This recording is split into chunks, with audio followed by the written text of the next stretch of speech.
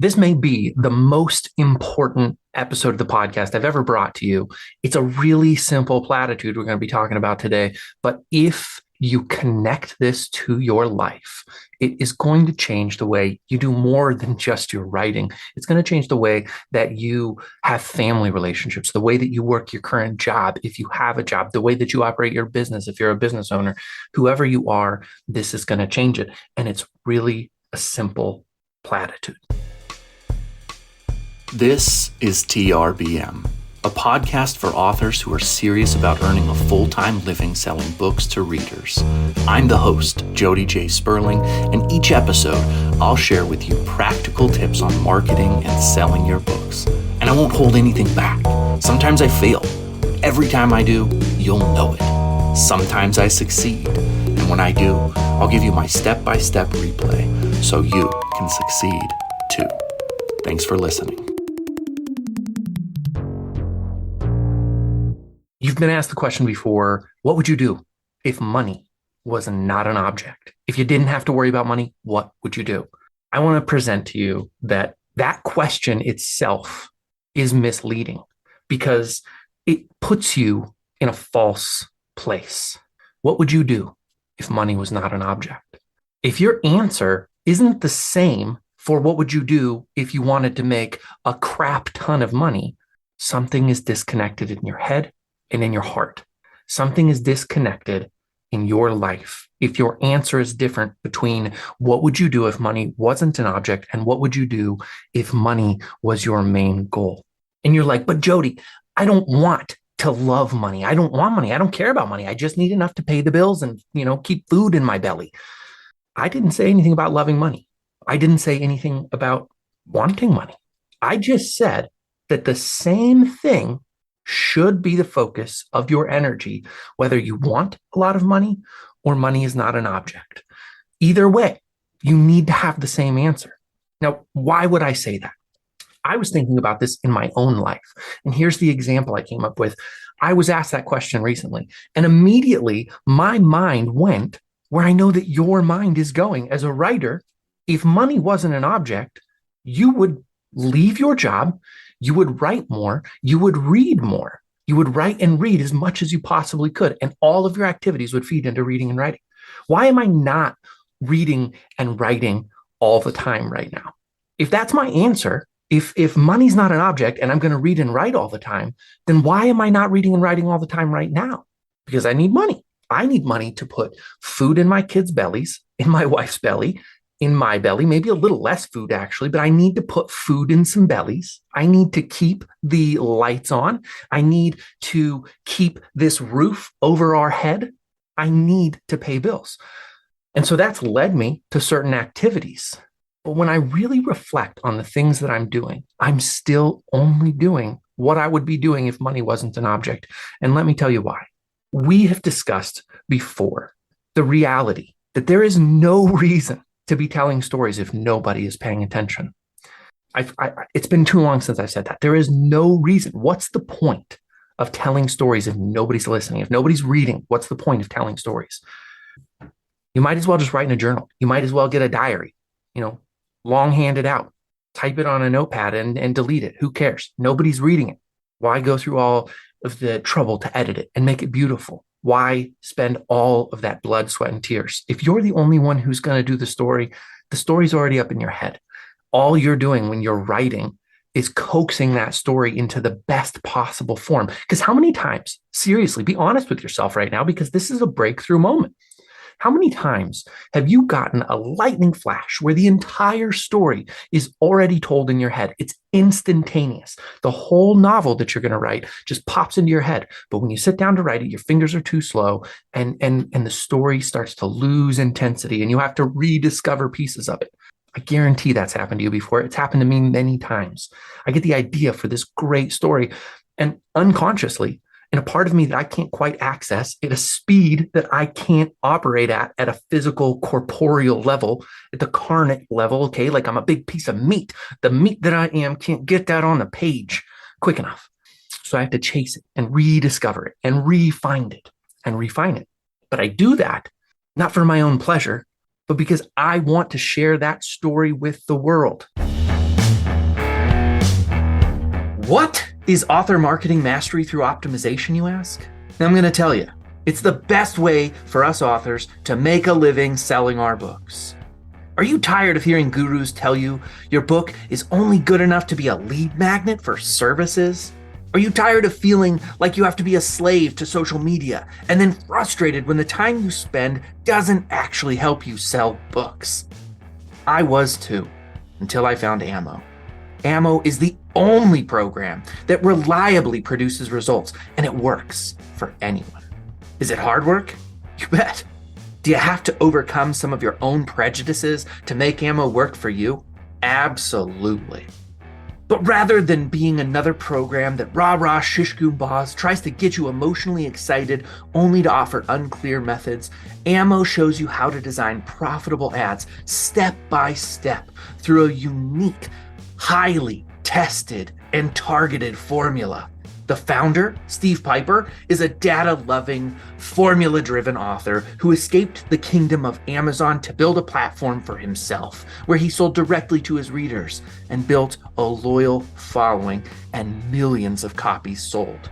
With Ammo, you know who's reading your books, how to contact them, and what they want to read next. If you've always been frustrated with Amazon's wall of mystery of not knowing who's reading your books and losing 50 to 70% of your hard-earned money that you're making through sales, Ammo solves all of those problems by putting you in the driver's seat and showing you how to fulfill your books directly to your readership.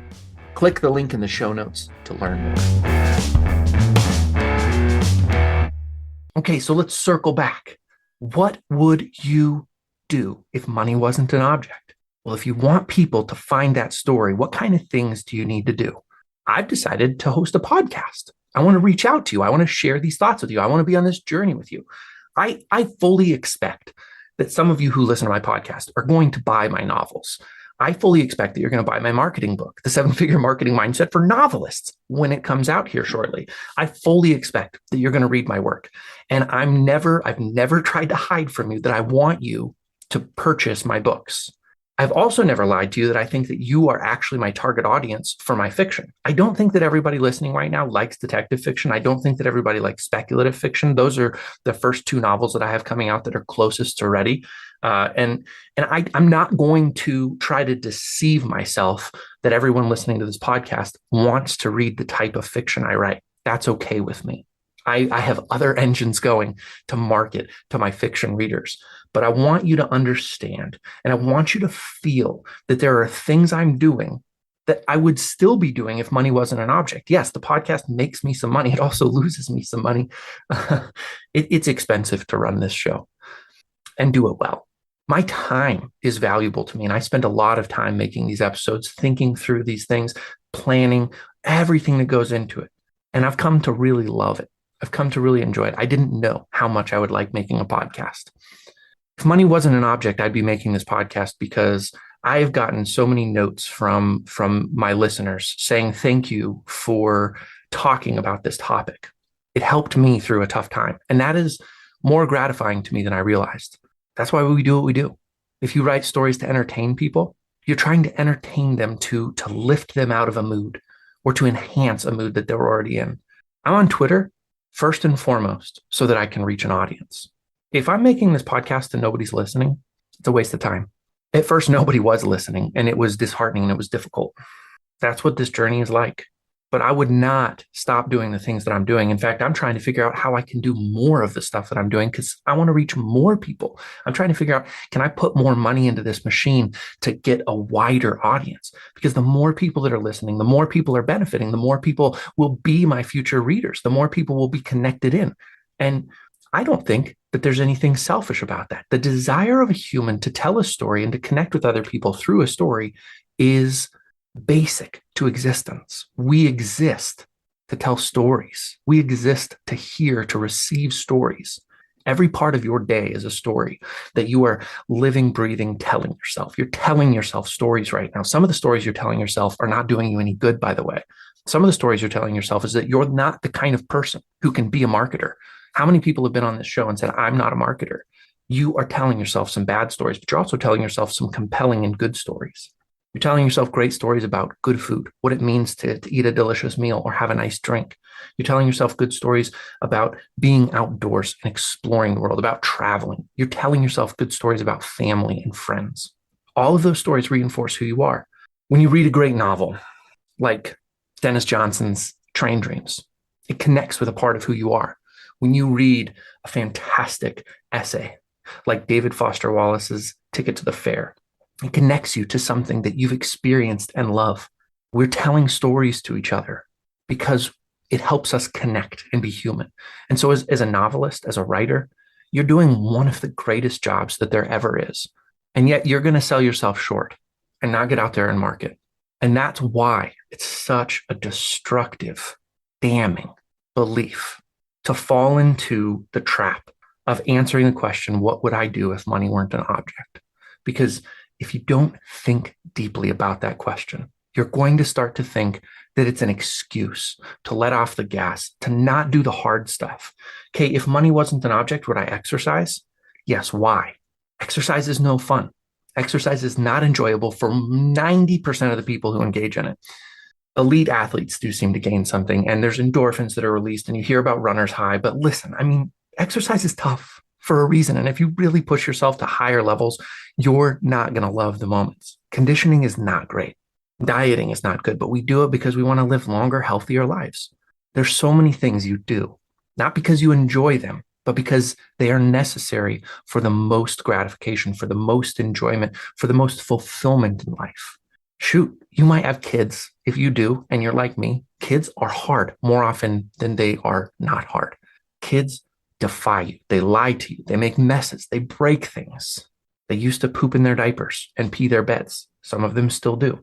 If money weren't an object, I wouldn't get rid of my kids. In fact, they drain my bank account. I'm trying to get to you every way I can because this has the ability to change the way you think. If you realize that you still do things. And in fact, if money is an object, you might be smarter because here is the truth. I would not have started the podcast. I would not have started doing the things I was doing, being active on Twitter, trying affiliate brands like the Writer's Glove. You should check the Writer's Glove out, by the way. Grab it. It's in the show notes. Use the code TRBM, the Reluctant Book Marketer, when you buy a pair. Not only do you get an extra 10% off when they don't do sales anywhere else, but you also help support the podcast. Or you could get Writer's Block coffee and never have Writer's Block again. Theoretically, 10% off coffee, and you support the show. I wouldn't have done any of that stuff. I would have made some great friendships. I'm going to have the founder of Writer's Block Coffee and the Writer's Glove as a guest on this show. I made a friend in him, and he taught me something, by the way, that is brilliant. I'm super excited to share that interview with you because he has some ideas on marketing just outside of mindset that are you haven't heard before. Really cool. He benefited me in a big way. But listen, I wouldn't have done those things originally if money wasn't an object. If I was thinking the way that I started thinking when I was asked that question earlier today, if money wasn't an object, I would have made some bad choices that would have kept me from having readers. And my deepest desire is to sell 1 million copies of my novel, and then 1 million copies of the next novel, and then 1 million copies of the novel after that, and maybe 10 million copies of each novel. My goal is to push it so far that I break the system and that I'm able to look at James Patterson and J.K. Rowling and Stephen King in the rearview mirror.